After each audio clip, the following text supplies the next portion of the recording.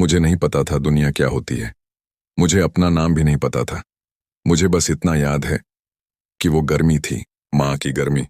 उसकी धड़कन मेरे कानों में गूंजती थी और उसकी बाहों में ऐसा लगता था मानो आग मुझे सुला रही हो। जब मैं उसके स्तन से दूध पी रहा था, मेरे अंदर कुछ दौड़ रहा था, जैसे आग और जीवन साथ बह रहे हों।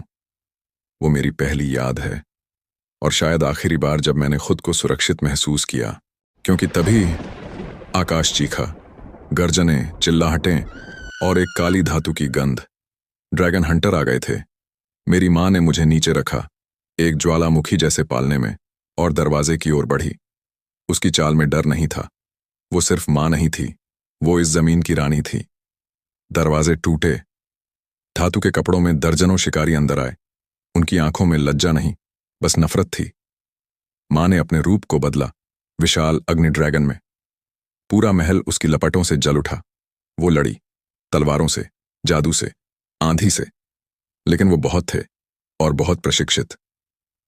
एक एक कर उसके पंख पर जाल लिपटे। तलवारों ने उसके शरीर को चीर दिया। वो गिरी, लहूलुहान, सांसों में रुकावट, और फिर रेंगती हुई मेरी ओर बढ़ी। भाग जा, उसने कहा। उसका पंजा कांप रहा था। मेरे नन्हे ज्वाले, जिंदा रहे। लेकिन मैं बस एक बच्चा था। मैं भाग नहीं सकता था। मैं बस देखता रहा। उसकी आंखों में आंसू थे। मेरे अंदर कुछ टूटा।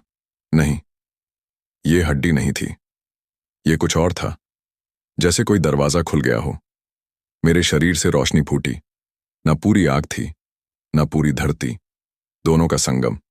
मैंने अपना छोटा हाथ उसकी चोट पर रखा और मेरी हथेली से हीलिंग लाइट बहने लगी। खून बहना बंद हुआ। माँ की आंखें हैरान थीं। ये क्या? और फिर जमीन हिली। वो शोर जो आया, शिकारी नहीं थे, वो थे जड़ें। वो दीवारों से निकली, छतों को तोड़ा, पत्तियों से तेज तलवारें बनी। और फिर वो आए, मेरे पिता, प्रकृति के स्वामी। उनकी उपस्थिति से ही आकाश झुक गया।